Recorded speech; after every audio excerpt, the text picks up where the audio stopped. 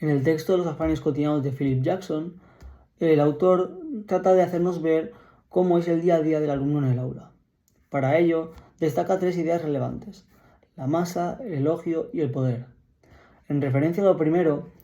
Jackson nos habla de que el alumno debe de encajar en una sociedad o en un grupo clase al cual se ha visto envuelto de manera forzosa o al menos no voluntaria, ya que la escuela es obligatoria. Además, se ve rodeado de compañeros que no conoce, con los que va a tener que establecer infinidad de relaciones y de vínculos en su día a día, y obedecer a un docente, a un profesor, que pese a ser una persona adulta no le resulta familiar. En lo segundo, en el tema del elogio, Jackson sobre todo nos habla de las evaluaciones. Para ello nos habla que hay 3 tipos: la que hace el docente, la que hacen los compañeros y las que hace un juez externo. Jackson hace hincapié sobre todo en las 2 primeras. En los docentes, al ser un texto un tanto atrasado a nuestra época, se centra sobre todo en la evaluación de los contenidos, aunque también deja ver que hay docentes que tratan de interesarse por la conducta o por la actitud o lo que siente el alumno. Sin embargo, donde realmente piensa que hay más intercambio de emociones es en la evaluación que hacen los compañeros sobre los propios estudiantes que hay a su alrededor. Esta quizás es la más dañina o la más peligrosa porque suele tener lugar burlas, risas y ciertas conductas que, aparte de generar complejos en los alumnos, también pueden ser un principio de bullying. Por último, en referencia al poder, Jackson nos habla de que hay muchas veces una relación de fuerte-débil entre la autoridad, que es el maestro, y el débil, que sería el alumno,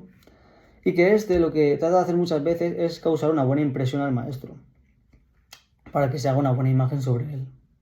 Además, el alumno se ve obligado a responder a 2 tipos de currículum: el oficial y el oculto. Y por lo que hace el oculto, normalmente, según Jackson, hay una tendencia a premiar al alumno sumiso, que no da problemas, que al rebelde. Dicho esto, las ideas más relevantes o que más me gustaría a mí tratar son 2. La primera de ellas es en referencia a las evaluaciones, pero las que debe hacer el docente.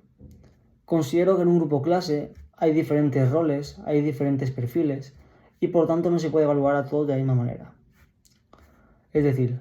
si por ejemplo en clase hay un alumno que ya sabemos que hay varios compañeros que le han puesto la etiqueta de empollón, nosotros como docentes quizás no debemos felicitarle en público siempre que haga algo bien. Más que nada porque el alumno debe ser muchas veces el primero que no quiera tener ese reconocimiento a ojos de otros, porque pese a no ser justo, muchas veces puede hacer que esto genere odio en la clase. En cambio, si tenemos un alumno que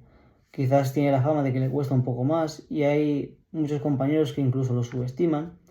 quizá cuando haga algo bien, pese a no ser perfecto o no ser excelente, debemos de hacer hincapié en la felicitación y hacerlo delante de toda la clase, para que vean que tiene un compañero igual de capaz que ellos. Aunque, a pesar de todo esto, lo más importante es que como docentes en el aula generemos un clima de respeto y tolerancia en el que haya unas normas muy claras establecidas sobre cómo debemos comportarnos, tanto en clase como con el resto de compañeros. Dicho esto, el segundo tema, la segunda idea que me gustaría tratar es acerca del currículum oculto y de por qué hay esta tendencia o por qué deberíamos de cambiar esta tendencia de premiar a los alumnos más sumisos y quizás tener más ojeriza a aquellos que nos pueden dar un poco más de problemas. Ya que si bien es cierto que debemos de marcar unas pautas para que los alumnos no se confundan y no actúen de una manera equivocada, cierto es que si en el siglo XXI unas competencias que queremos tratar es la competencia del pensamiento crítico y pensamiento propio, debemos de favorecer espacios en los que los alumnos puedan pensar de manera diferente. Y ya no solo diferente a lo que digan otros compañeros, sino diferente al maestro, diferente a una autoridad. Es decir, que no recojan simplemente aquello que se les ha dicho, sino que traten de pensar por ellos mismos y que no tengan miedo a exponer una idea que sea totalmente diferente a lo que generalmente suele ser aceptada por el público.